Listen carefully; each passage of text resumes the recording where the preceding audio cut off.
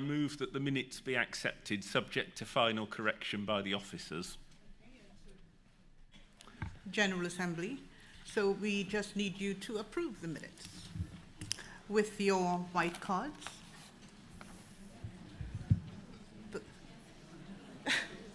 Okay, and if those who have not approved the minutes, can we see white cards as well? And Michael, the minutes. Thank you, Moderator. A couple of housekeeping things. I've been advised that the expenses forms and the box to put them in are on the table at the back with comms. The assistant clerk is demonstrating that at the moment. Now, there's another slightly awkward matter I need to mention. I know in church everybody likes to sit at the back. There have always been enough seats for everybody in the hall, and there are quite a lot of seats at the front. We've been developing a habit of adding extra rows at the back. We have, in fact, now reached a point where we have added too many extra rows at the back, to the point where we can't evacuate the hall safely in an emergency. So at the next coffee break, some of the chairs at the very back are going to have to be removed. If you are sitting at the very back, don't expect the chairs to be quite where they were. I know nobody likes to sit at the front and everyone likes to sit at the back, but we can't keep going backwards and blocking the emergency exits. Thank you. Place for Hope. Mark, would you like to introduce them?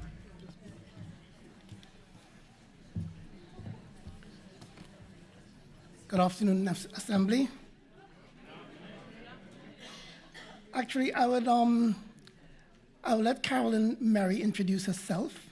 Carolyn Mary is Director of Place for Hope, and I invite her to come to the podium.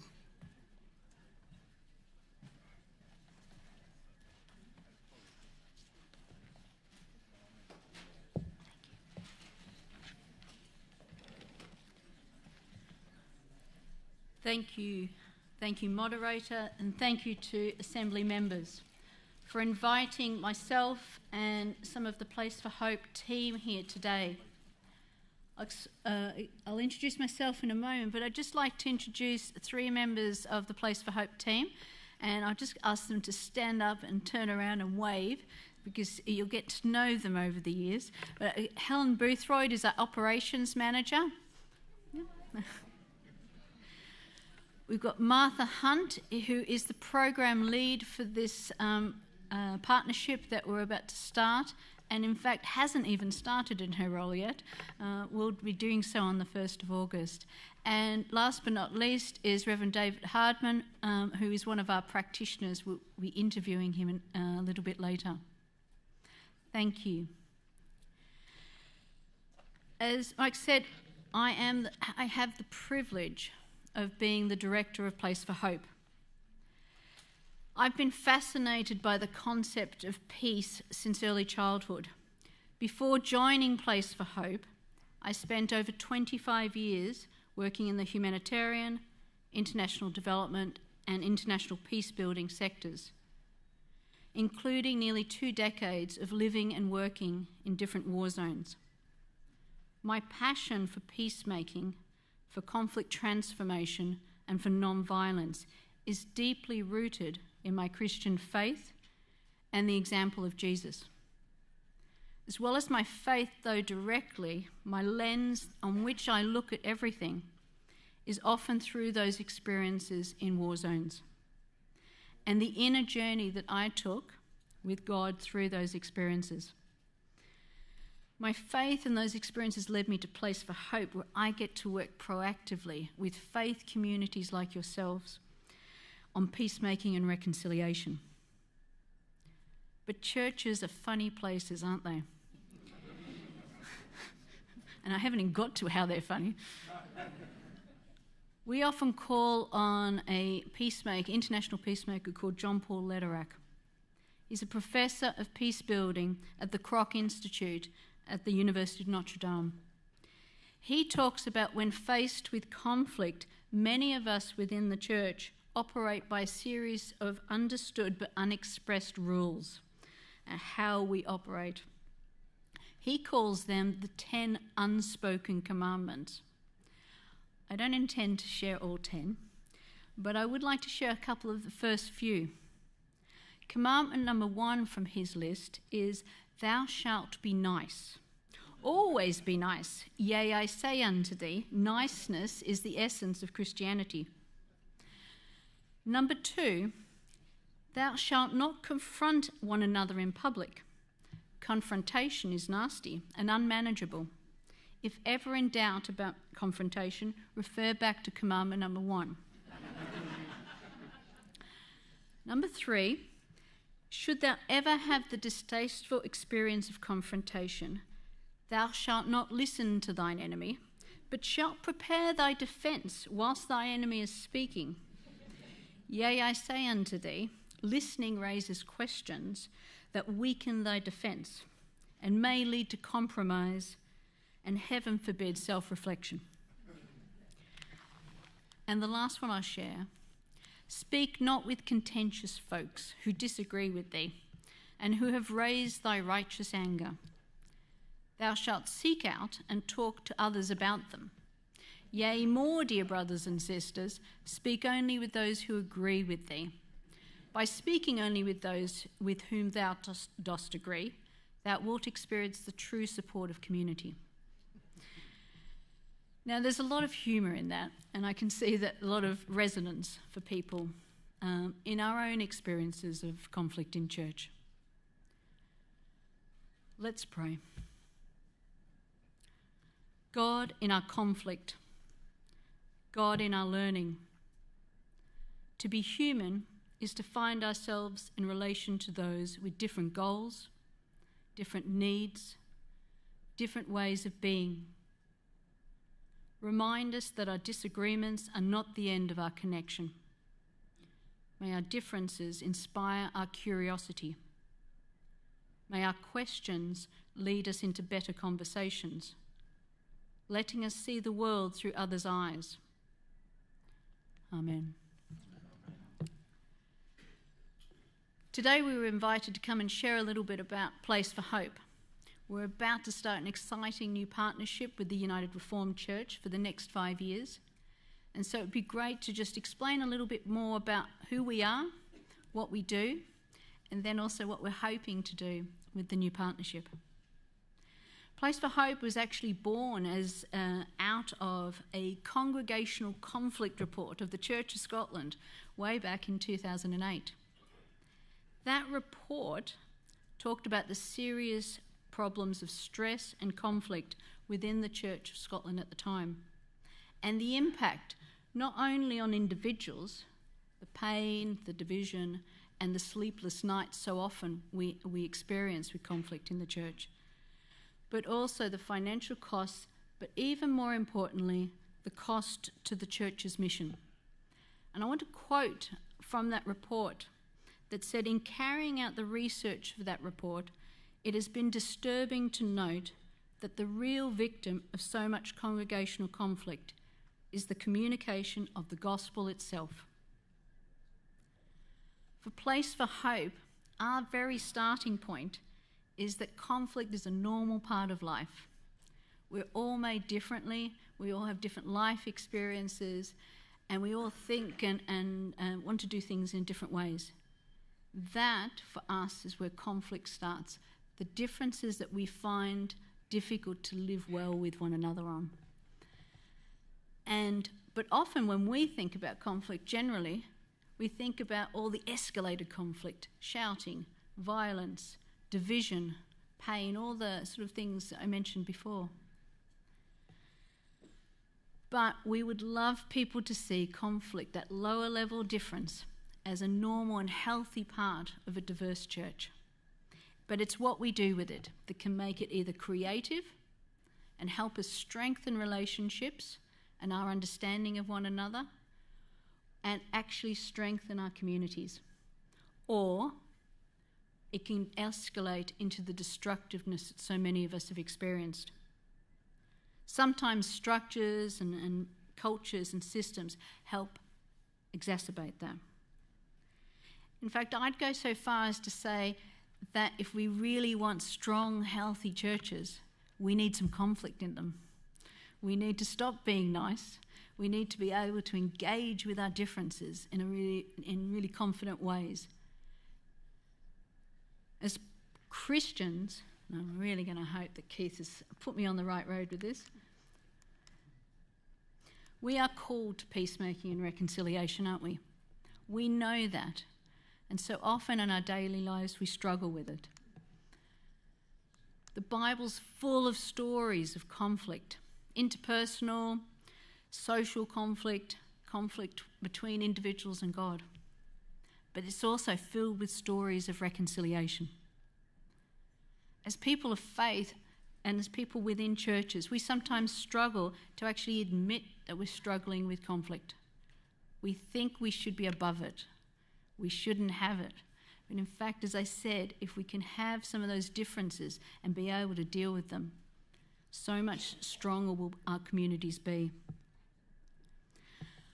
We have been working both within Church of Scotland and then independently since 2015 with a whole range of denominations and faith-based organisations, and we take a very journeying approach.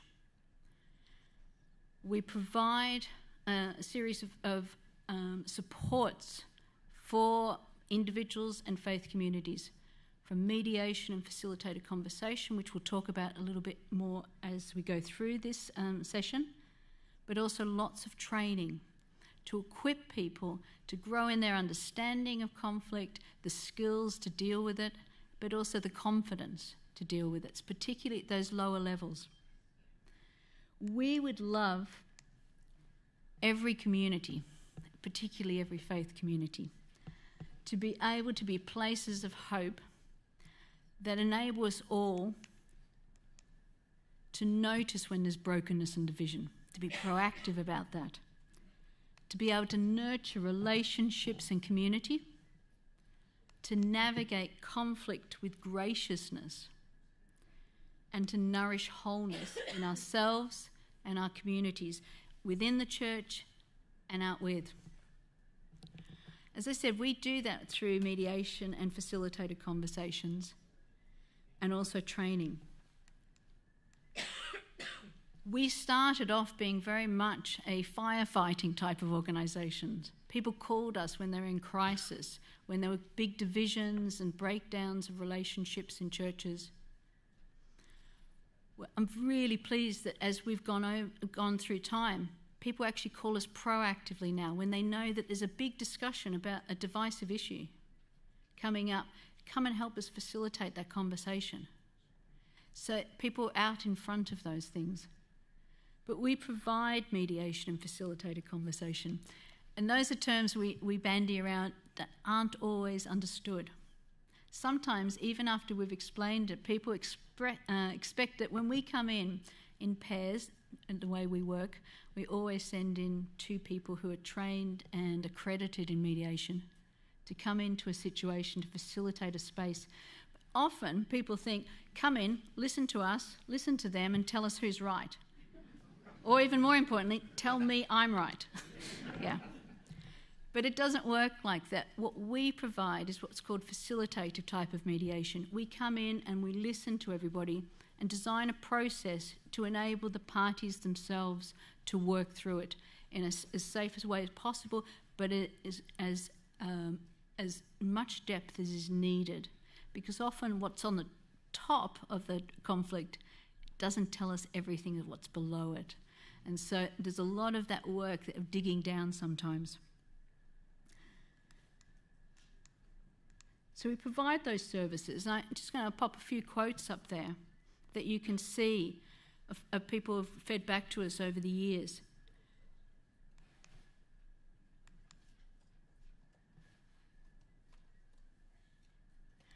The one that always stands out in my mind, though, is the one I'm just about to put up. We all know what a toll escalated conflict can have on us. The sleepless nights, the worry about meeting somebody or having a meeting about a really difficult topic. We had this come back to us at the end of a mediation where a minister had actually been about to leave their ministry because they were so broken by the conflict that they had been involved in. And Place for Hope saved my ministry. The process helped that minister save their ministry, along with the other parties. And they were able to go on and continue serving God in the way that they felt called to. That is, we call Place for Hope, and there's a reason for that. Because often when you're in the midst of conflict, it can feel like there's no way out of this. What are we going to do? Do I leave a relationship, a church, a job, ministry, sometimes a country in the places where I've worked? But there is always a way to work through it. And one of the most encouraging things that I've seen, trends in the last few years, of people who, and particularly denominations that have come to want to engage with Place for Hope, is that they don't want just the firefighting. They want to change culture. They want to help equip everyone within the church to be able to deal with conflict at those lower levels, to prevent the harm and the impact that comes when conflict escalates. So and they often come and ask us, can you provide training? And again, we take that journeying approach. There's so much build-up of different types of training we do. And you'll see here, the bigger picture, we have foundational courses like Growing Through Change and Conflict, where we can explore what conflict is, how we operate within conflict, but also how it works in churches and faith communities. And then look at some simple tools to how to deal with conflict at those lower levels and prevent that escalation.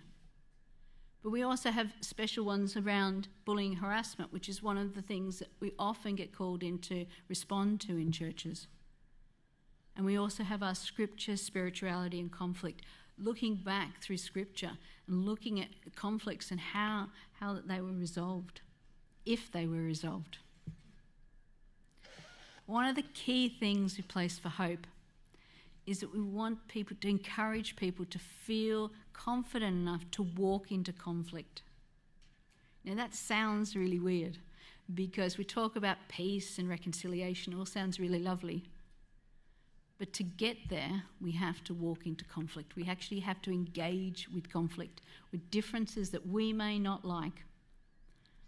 And so doing that is part of being a peacemaker in this day and age. And in fact, it's what Scott Peck talks about. It helps us move as a church from being pseudo-community where we're being nice, but we don't want to dig down in case tensions come up, to being genuine community who feel mature enough to be able to engage healthily and maturely with conflict. We have nearly 60 trained, accredited and volunteer mediation practitioners who work in pairs, as I said, go out and walk into conflict with many people across the UK and overseas. Before we hear from one of our practitioners, David, who you met just before, I just want to show a short video. They're interviewing a couple of our other practitioners, just hearing about why they got involved in this work. Why have you chosen to be part of the reconciliation and mediation team? I'm hopeful that by engaging with conflict positively, a different culture can emerge, which is both transformational and energizing. Brings me to that place where I know I'm ready to serve the church, and I'm ready to serve my community, and I'm ready to serve the people of God, to have a positive aspect of conflict and to come to the table if anything else feels not right or feels it's not good. They have someone that they can turn to say, I need someone to help me understand and to help me have a different lens of the view of things.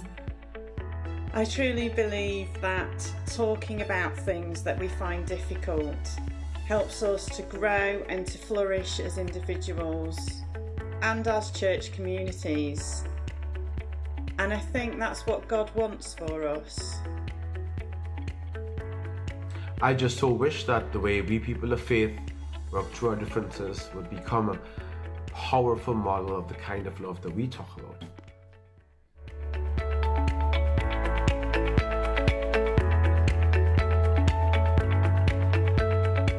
Thanks, Keith. So now I'm going to invite Dave up to the front.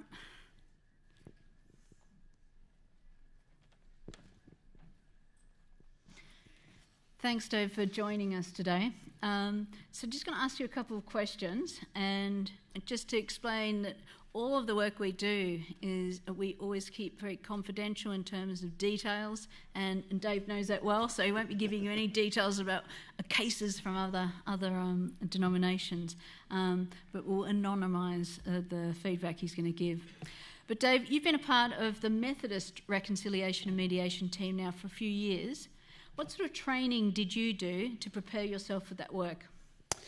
Yeah, thanks. I mean, the first time I had anything to do with Place for Hope wasn't in terms of thinking I might become a mediator or a trained practitioner. It was simply I was in a high conflict church, and my chair suggested that I should go on the Faith in Changing Conflict, and I went on the course just hoping I'd get a few tips for, how to deal with a difficult church council, etc. But actually what it taught me was far more than that, and actually began to teach some of those reconciliation and mediation skills. And so after that course, I was approached to see whether I wanted to be part of the Methodist team. And I don't know about the URC's complaint procedure. I know about the Methodist one, and I've just seen too many times when it becomes adversarial and people are in it to win. They're either in it to defend themselves or to prove that they're right. And actually what I found in that Faith in Changing Conflict course was a way in which we could actually listen, as you said before, listen to each other. And so I said yes, because I wanted a Methodist church that was ready to deal with things like this, not in that conflict sort of way. So I offered, I got some more training, I was assessed, which was really scary. I think Carolyn was one of the people that assessed me. We had actors who pretended to be church members, and boy, did they know what churches were like. And then I got through the assessment, was accredited, and then sort of on that first case, as it were, I went out with a very experienced practitioner. So there was that mentoring as I went along. And so, all along there was good training and good mentoring. And it was, I felt safe, which I think helped churches and situations feel safe when they were dealing with this conflict. Yeah, great. The first step whenever any case comes to Place for Hope is being in contact and having an intake conversation so we can find out a little bit more and assign practitioners like Dave to particular cases. Can you tell us a little bit what sort of situations you've been asked to support in? Yeah, I mean, all sorts of situations. I've been involved where there's been conflict between two people. I've been involved in where there's conflict within a church, and also I've been involved where there's conflict between a church and, in Methodism, it's our district, but the district as well. So, going from having two people sat in a room with the two of us to actually having, a room where there's full of lots of people. So totally different situations. Yeah, cool. Mediation's always voluntary in terms of the people that come in and get involved in the mediation. So they have to be willing to be open to talking through things and to reconciliation. It can't be forced. Can you tell us about a piece of work that you did where you saw a real positive impact on an individual or a community? Yeah, I mean, I think when I first did the training, I people that trained me said this system, these tools that you have work. Mm-hmm. And one of the greatest things about this, being a practitioner, is when you actually see it work. Mm-hmm. And I mean, I think one particular case that I was involved in, and we had two people, and one of them was just not wanting to be involved in the situation at all, wasn't returning phone calls, wasn't returning emails, trying to set up a meeting, because very often what we do as practitioners is we start by meeting the different parties and discussing things, wouldn't respond to us at all, and it took us weeks to get in a room with this particular person, and I really felt that they didn't want to engage, and there is something about the fact if people don't want to engage, it's not going to happen. But part of our role is to try and ensure that you do as much as possible to enable people to engage. But what happened when you got to the end of that was this particular person who hadn't wanted to engage at all, actually, we got to that point where he said to the person that he was in conflict with, he just said, "I'm not really a huggy person, but can I just give you a hug?" And in that moment, you can see that the process absolutely worked. And from a point where someone didn't believe in it, didn't want to get engaged in it, to the point where actually two people had made peace with each other. Yeah. It's a brilliant example. So maybe just to wrap it up, David, what would you say to someone who's thinking, I wonder if getting Place for Hope involved might help us? I mean, I would say yes, and yes. When you've been involved in church life, we all laughed when Carolyn said churches are funny places. We all know where there is conflict, whatever level. But actually, Place for Hope offers us those tools to become more authentic. But also, I think Leon, who was on that film, who's a fellow practitioner, sums it up best. This is about us as a church sharing the love that we talk about in our lives. Great. Thank you so much. Can you give him a round of applause?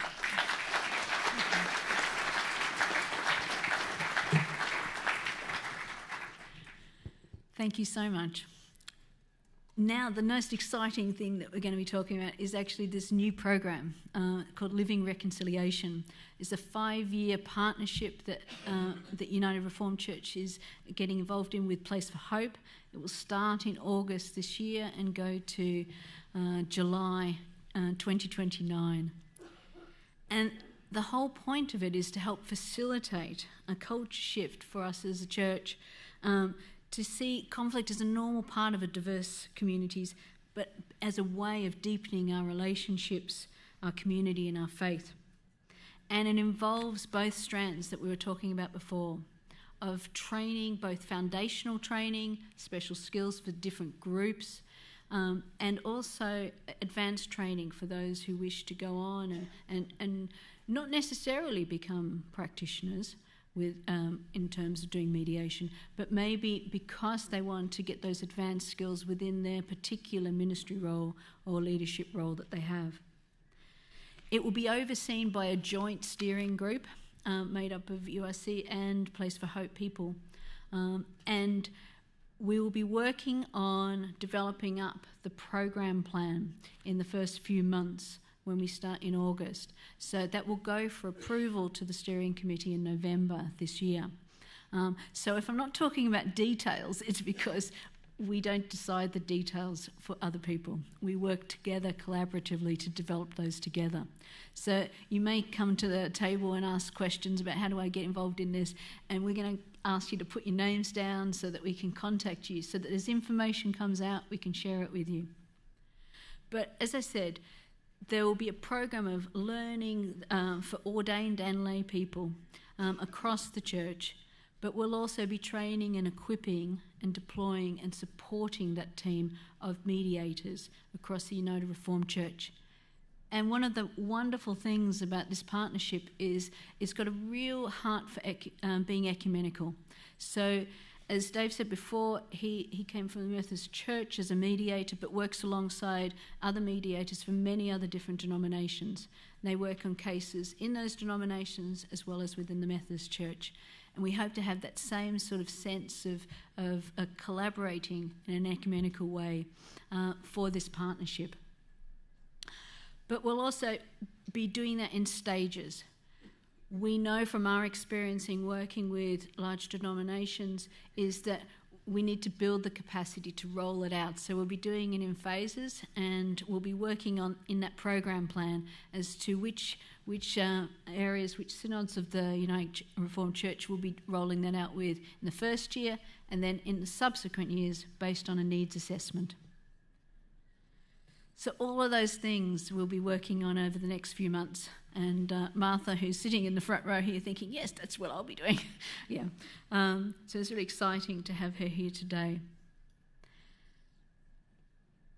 What I'd love us to do now, because we've just got a little bit of time, is if you could just turn around to people, maybe 4 or 5 people that are just sitting around you, and just have a quick buzz, well, maybe just for 5 minutes. Just think about what has been the impact from your experience of conflict within the churches that you've seen. Please don't share details or names or, roles or whatever, but just generally, what has been the impact of conflict for you in your experience of the church? But also, importantly, maybe what ways do you see that this program could support you if you're thinking ahead? Because we're going to have some roving mics afterwards. So if you've got any comment coming out of those discussions, we would love to capture that. So just have a quick buzz with the people around you, just talking about those 2 things. Thank you.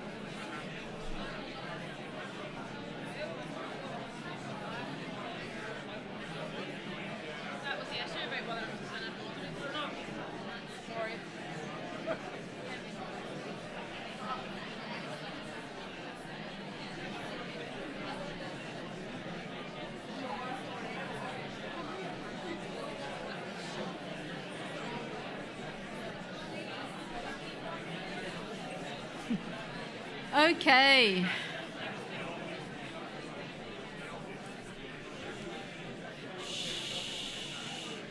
Thank you. I'm taking it from the buzz in the room that people have all been impacted by conflict in the church. Yes. So I'm going to have my Helen and Martha just roaming around just to take a couple of comments. Obviously, if you've got others that you don't get a chance to say here, please do come and see us after a session and the next couple of days on the stand. So anybody who's got a burning comment or question coming out of their discussions, just pop your hand up. Yep, down the back. One of the overriding things we noticed was the word change, whether it be changing how you do things or even changing the language we use so that it is appropriate for 2024 and not 1964. Yeah. Yes. But change is often a conflict spark. An absolutely brilliant point. And when I talked before about conflict, it can come from so many sources. Some of the things that we're talking about interpersonal, but so much change both in expectations around churches, ministries, but also changes in terms of churches closing, churches merging. All sorts of things are changing just within the church, let alone wider changes in society that we're dealing with. So thank you so much for bringing that up. Yep. Yes, we talked about some Thank you. Yes. Yes, we talked about some bullying sometimes in some churches. I think some people may be bully but unaware that they're actually bullies. Yes. And we also talked about some subtle and clever bullying that is borderline. I think something that also came through our discussion is, I think in one of the papers yesterday, it talked about breaking down of relationship between maybe the minister and a church or some key people. And that word, some key people, is questionable. Who are those key people who appear to be above the local councils, i.e. the elders meeting and the church meeting? So we were questioning the presence of some people who are important. Who is more important in the church? Who isn't? Yeah. Thank you. And it's interesting, the Responding to Bullying Harassment course that appointed, well, it's still up there, talks about power, talks about how it's used within the church, positively and negatively, but also talks about issues around bullying, harassment, and other high conflict behaviours. Not as always, we sometimes see them as individual things between one person and another, but in fact we talk about how do we deal with that within an enabling environment. Oh, don't worry about so-and-so, that's just what they're always like, is often something we hear, isn't it? And so that course talks about how do we collectively deal with some of those behaviours. So thank you so much. I had on down here. And then, yep. I don't know what I'm going to cause conflict here by saying, do I give up my green card if I'm speaking from here and not from the front as a first-time speaker? Hand it over. We'll have a word about that outside afterwards. Short Patterson, I come from the Church of Scotland. I'm a former Presbytery clerk, and I called in Place for Hope when literally there was blood in the carpet, and it's not a metaphor. Serious situations where there was fights in some situations, and I thought Place for Hope were wonderful. Things have moved on quite a bit, and I'm now in a different role, but I'm encouraging people to bring Place for Hope in to facilitate conversations when you can see that perhaps there is potential for a breakdown. And to my URC friends, I cannot recommend highly enough the work that Place for Hope have done within the Church of Scotland. And I noticed a comment from Susan Brown, one of my predecessors, on the screen, and being a Lanarkshire person, if you wanted a quote from me, you're pure dead brilliant. The work that you do, and you should be congratulated. And please, URC, embrace this with open arms. They do wonderful work. Oh, thank you so much. We've got one more comment down here, and then last one at the back there.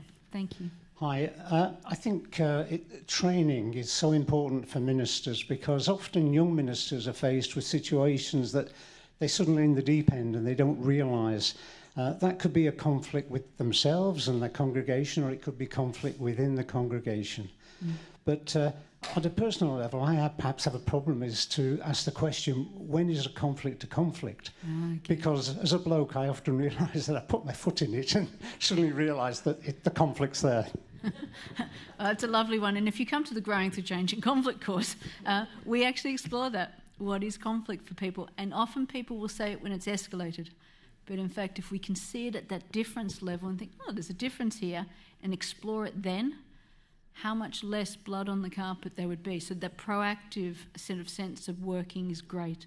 Thank you so much. The last comment down the back.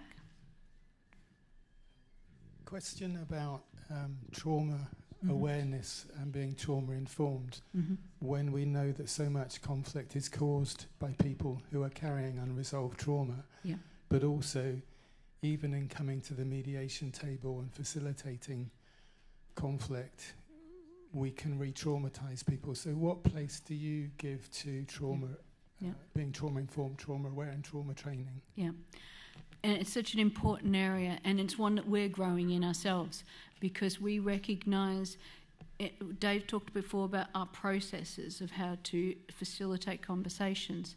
That's all well and good if you can come to the table on a rational level and talk about things. But when you've been so emotionally impacted, not necessarily just from that particular thing, but for other things that are going on in your life or in the past, then we do have to take that into account. People are not going to be reacting in that rational way. And so we're doing more training now for all of our mediators on being trauma-informed. And in fact, it's our 15th year this year. We have a keynote event coming up in November where we will be talking about trauma-informed mediation. We'll actually be having, I don't even know if I'm allowed to say this, so please don't tweet this, is that Zugby, who's the international president at the moment for Fellowship of Reconciliation, will be on a panel talking about trauma-informed mediation with other people from different perspectives. So it's such an important area and one that we need to take account of. So thank you. Thank you for those comments and those questions, and for the vote of confidence there. Maybe just to end, just these last couple of minutes, maybe just placing this, I was very interested listening this morning to some of the discussion around the motion around Gaza and so forth. We live in extraordinary times, don't we?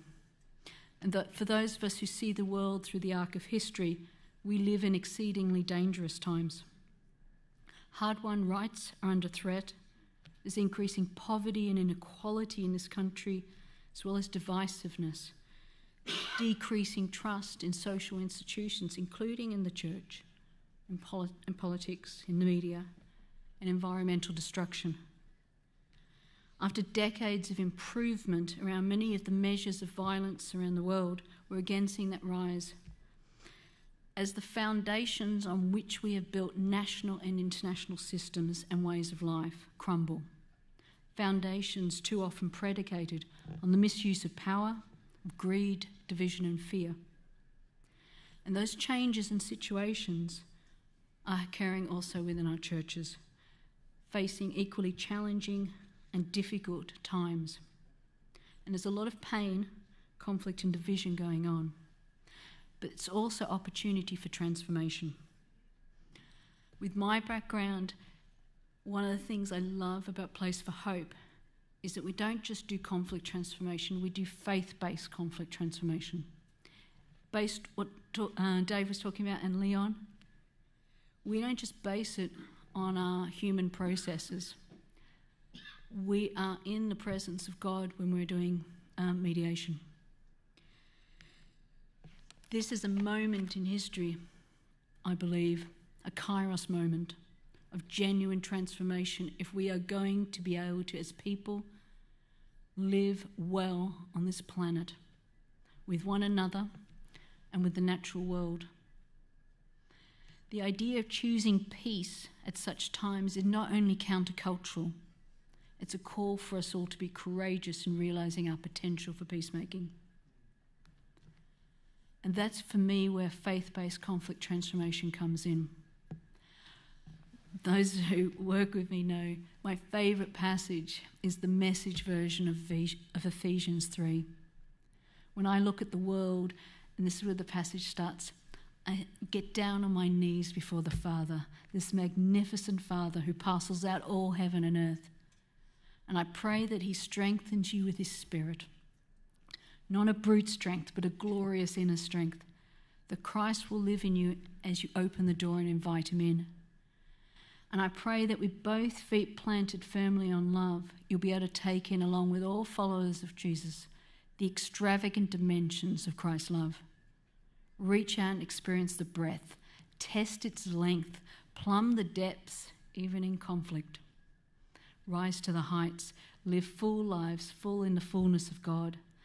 God can do anything, you know, even in the midst of war. And for me and my experiences and why I came to Place for Hope is that the only way sometimes you can even proceed in conflict is with that sense of hope, to be able to respond, not only knowing that I am a beloved child of God, but so is that person who really I am in conflict or hate or annoys me or I want to avoid. They're also beloved. How can I walk into conflict with those people and respond out of love rather than reacting out of fear? I just applaud you and also encourage you in your ongoing work in peace and reconciliation around the world. It's my hope that in our partnership, Place for Hope, will be able to support you, not only within your congregations, but in your wider mandate to be a church in the world in such challenging times in which we live. Let's pray.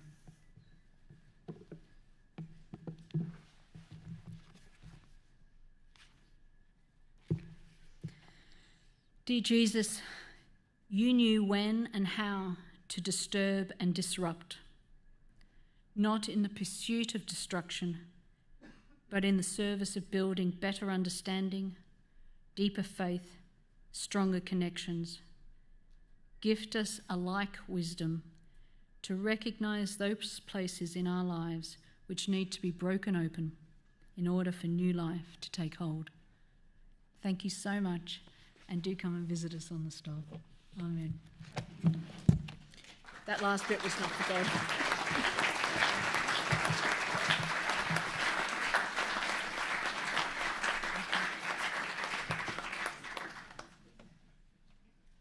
Okay, thank you again.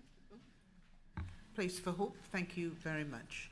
We're moving into the finance. Alan Yates and John Sampson, would you please come up? Are you going to work with G2 now? Okay.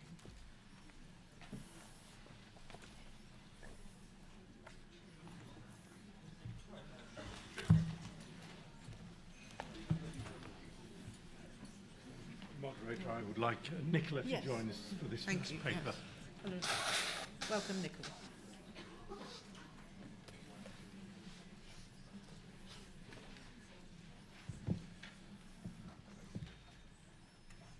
Good afternoon, Moderator. Good afternoon, General Assembly.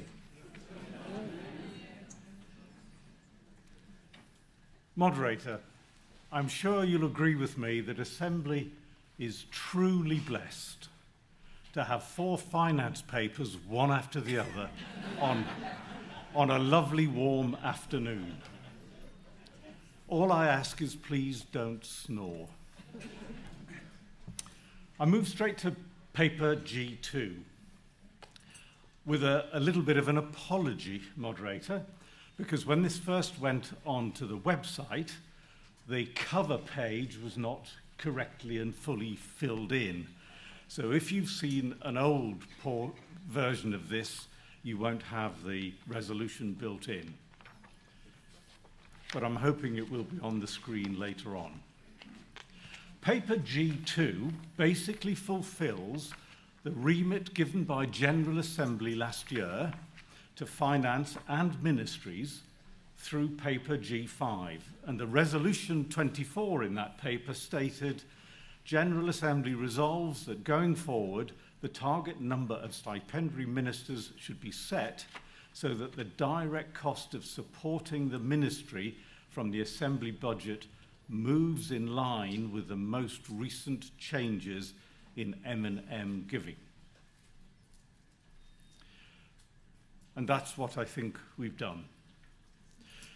If you also have seen an older version of that paper, it omits to mention who we've collaborated with, and I think I particularly want to thank the Reverend Nicola Thurley-Smith for the work in supporting the Finance Committee on this paper. I think it was a very good effort, and I think we've come out with a reasonable solution. I do not intend to go through the process now. I hope you've read it, and I hope the process is relatively clear, even if it is a little complicated. We could have made the process somewhat simpler, but it would have been less fair. The good news, or is it bad news, is that we don't think this process will prevent anyone passing through our resource centres for learning from being ordained. I said good news or bad news. The bad news really is the reason why it won't prevent anybody is because at present we are losing more ministers through retirement than we are gaining through ordination. The principal effect of this paper will be to put a limit, an upper limit, on certificates of eligibility. Should we, praise the Lord, have a marvellous influx of ordinands to our RCLs, I would again work with ministries to find a way to fund that ministry. Moderator, I present G2 and its resolution. Thank you, Alan. So we're moving into clarification. Any questions of clarification, please?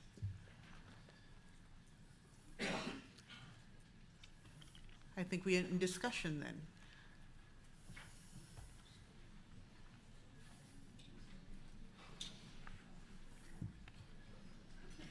Do I get a sweet when I give you the Lithan. Lithan Evard, Eastern Synod. I can't believe I've got this far before speaking. But on a serious point, it's really that the last comment in the conclusion, number 23. Finally, it must be recognised that this paper does not address the strategic question of what is the minimum level of ministry needed to viably build God's kingdom on earth. We do financially need to make some decisions, but I really don't want us to lose sight of that challenge. I don't know exactly where we're going to do some of that work. I think perhaps I'm going to look to my left, to the young people who are here, and say, if any more of you are thinking about vocations, please talk to your youth leaders, to your moderators, pray. I look to the rest of us to say, actually, what we need to do is raise more ministers within the URC. If we want to stay as a denomination, we need to take seriously that call to ministry, which also means taking seriously our call to mission and discipleship. The finance papers can't really address that, but this is something of real significance that as moderators and as pastoral committees within the synods, we're having to make really difficult decisions about where we put our ministers, how we share them out, and the system is near to breaking point. So we do need to think about what is the minimum level of ministry that we have, And then how are we going to raise up people who feel that call?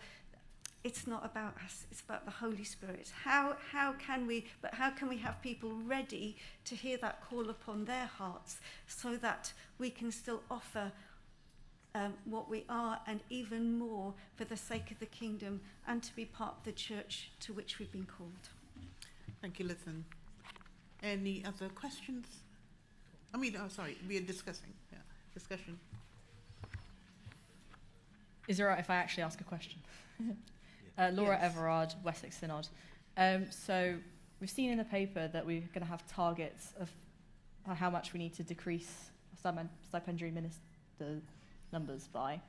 I was just wondering whether the Finance Committee or anyone on the top table know how much the numbers of stipendiary ministers have been decreasing already.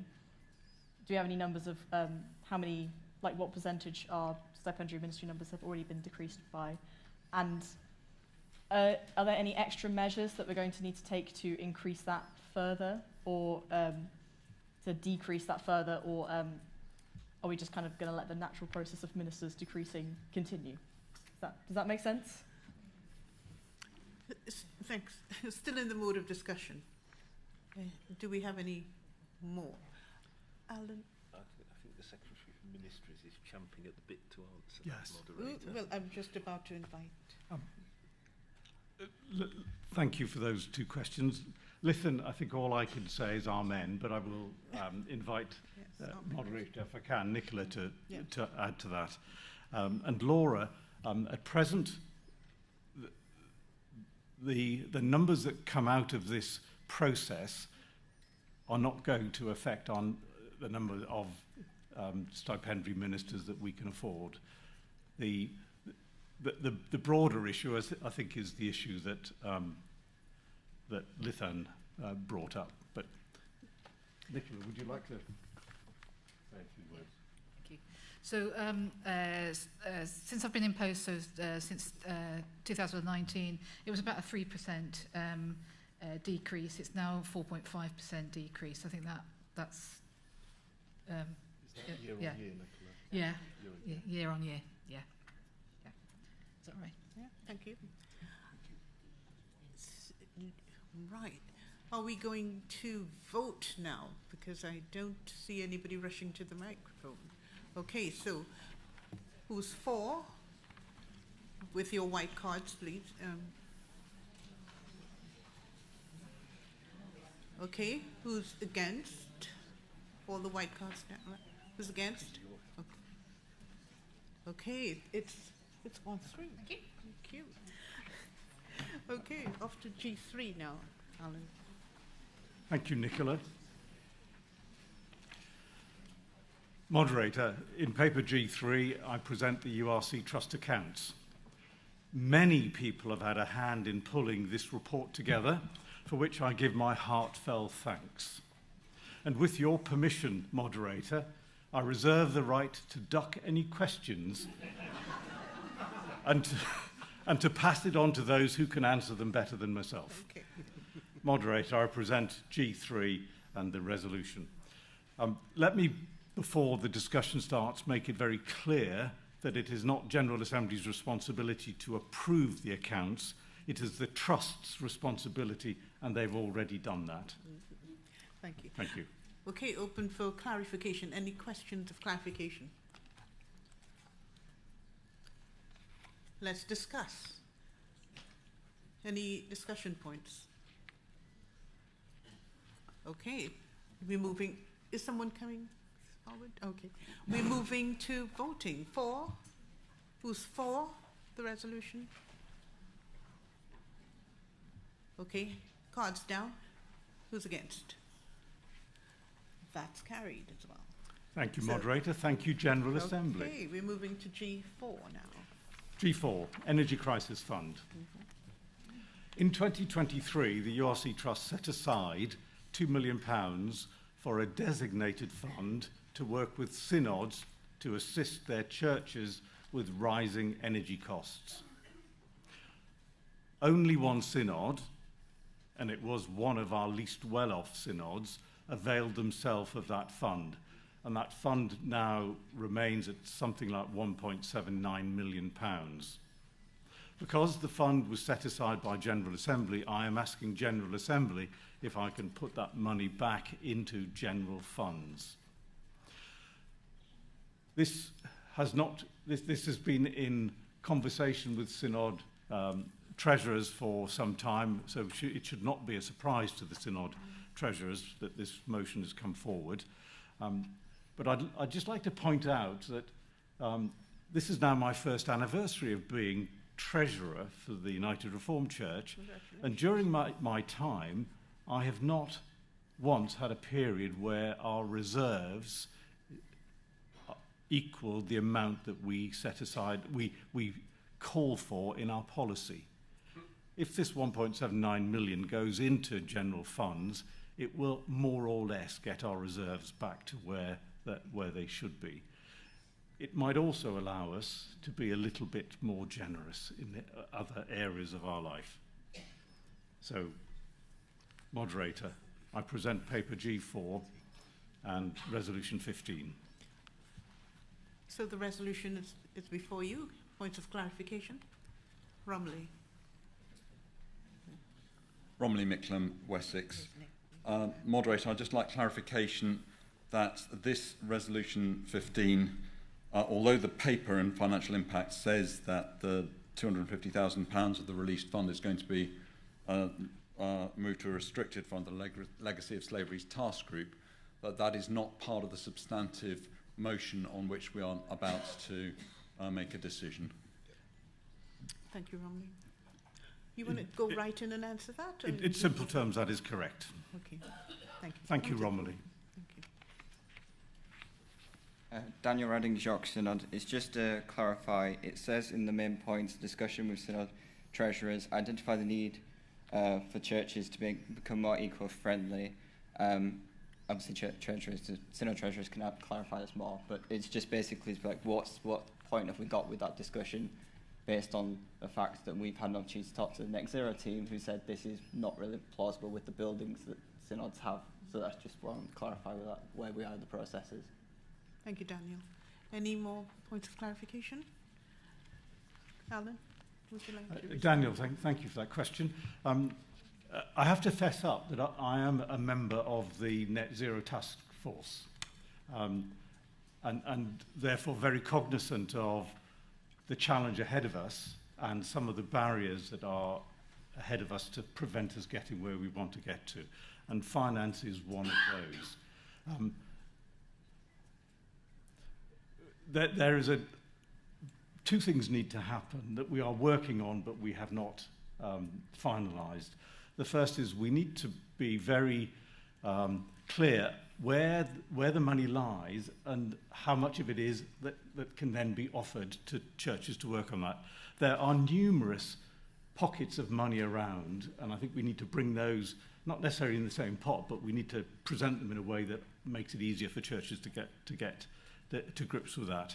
And the second thing is to help to inform churches as to how best to use any monies that they've got to that. I think we're still fairly small steps on that process.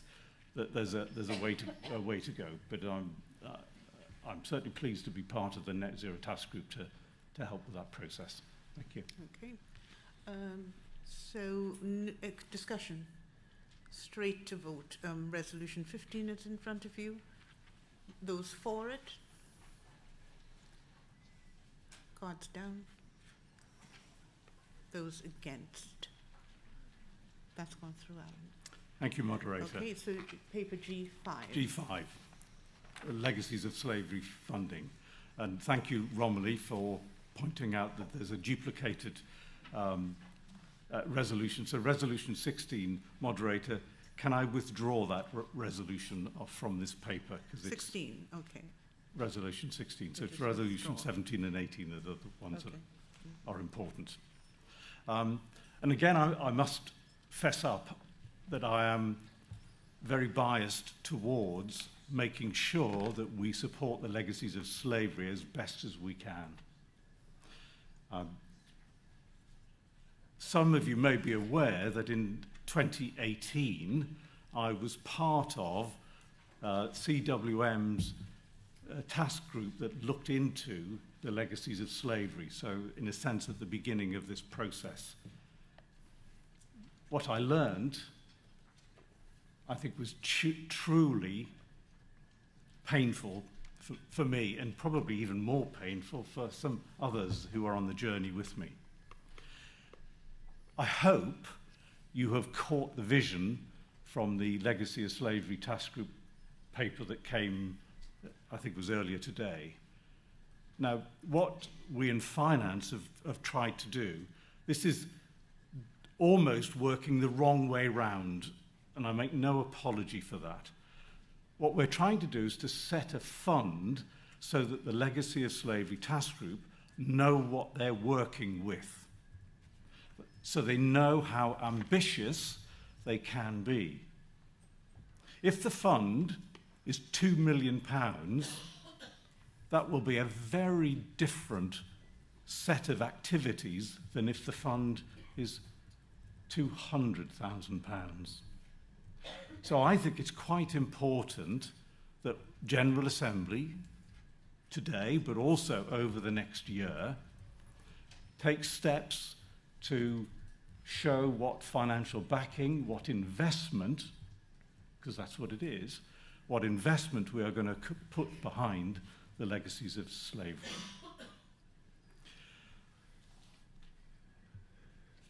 My hope is that we can report this time next year at General Assembly and give a very positive feedback on it. But moderator, at present, let me present paper G5 and resolutions 17 and 18. Okay. Thank you. So resolution 17. Points of clarification. Discussion. We are in discussion mood.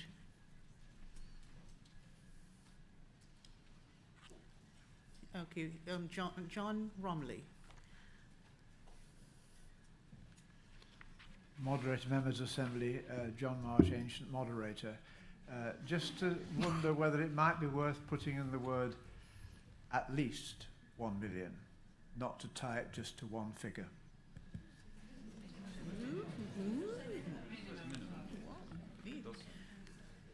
Interesting. Romilly Micklem, Wessex. We'll have a test whether any of you can recognise who I am at the end of the... I'm not against this at all, but I just need to reiterate a point which has been made a number of times already during Assembly, that when we ring-fence funds for one purpose, however laudable that purpose is, there is a knock-on effect on the rest of the Church's finances, whether it's at the national level or the synod level. Thank you. Okay, before you say anything, Michael the clerk would like to say something. Thank you, moderator. What I think originated as one resolution has appeared in the Book of Reports as 3 resolutions. Can I ask that, and I realise I'm on thin ice after some things in the minutes, but could you trust us that we'll sort out the minutes, have the General Assembly will, and make it all make sense in how it's laid out when we get to the minutes? So please don't panic about that. And can I clarify with John Marsh, it currently says reach a minimum target of, do you want to add at least as well as minimum target? Thank you. Thank you, John. Gail. So Gail Richards, Baptist Ecumenical Representative. I think I got that right. I just wanted to say, as Baptists, we started on this journey of exploring the legacies of slavery in 2007. So we delivered our apology. We arrived at making our apology in 2007 and delivered it to Jamaica in 2008. So we've been on this journey for quite a while. We did not start the journey at the point of setting aside a fund. And I just want to say I think it's an incredibly good and important way of approaching it. The CARICOM 10-point plan and the CRAFT 7-point plan didn't exist in 2007. Had it existed, I think it would have helped us enormously on our journey. And I think the lack of having the finance at the outset at times has caused us to stutter in our journey. So I would just say I think it's an incredibly positive resolution and just encourage you in this journey.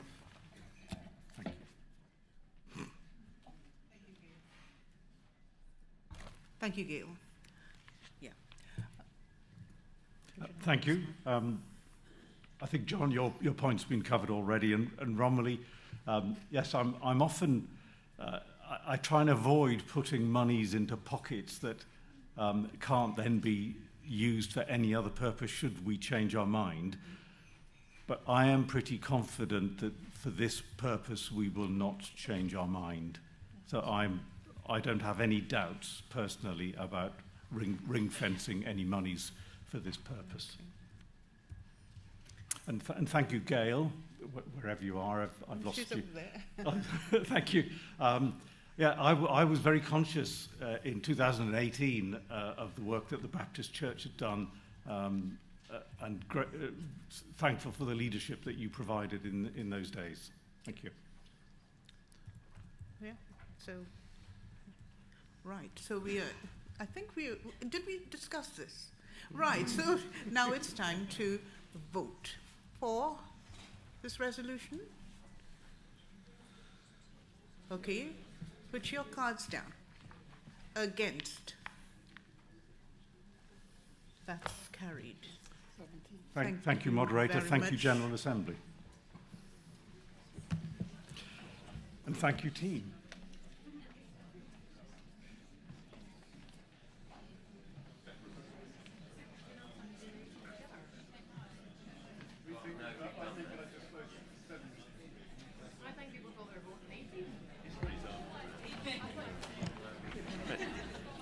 Moderator, I would like to invite you to call upon the Mission Committee to return to I3.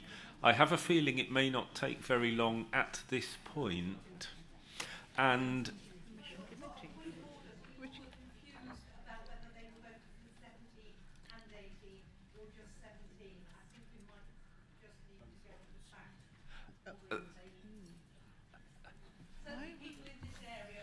thank you. I think the intention was that we were going to take 17 and 18 together. I don't think that intention was entirely clear to everybody.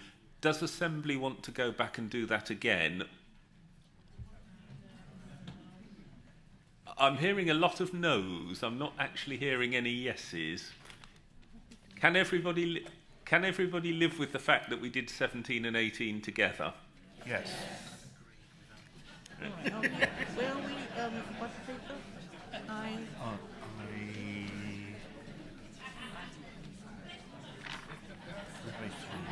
I3. Okay. Okay. So we are moving on to paper I3, moving back, and you are invited, Sarah. Will we? She's a little confused. Is the yes, the word. Okay. Are you ready? Are you ready? Okay. Philip. So, thank you, Moderator. And to start with an apology to Assembly and to our legal advisor for misinterpreting his advice earlier. We had an excellent conversation after lunch. Amazing how lunch helps, isn't it? And we have arrived at some wording which is both legally correct for resolutions 37 and 38, but which I also hope, because in advance of the resolutions coming to the floor today, we had quite a few people who were concerned that there was no equivalence between 37 and 38. So I think we've not only achieved a result which gives a legally correct wording, or Andy is content with them as our legal advisor, but also give equivalence. So we gave that wording, so we've got 37 up there. So I'll give you just a moment to read 37. Come to the microphone, please.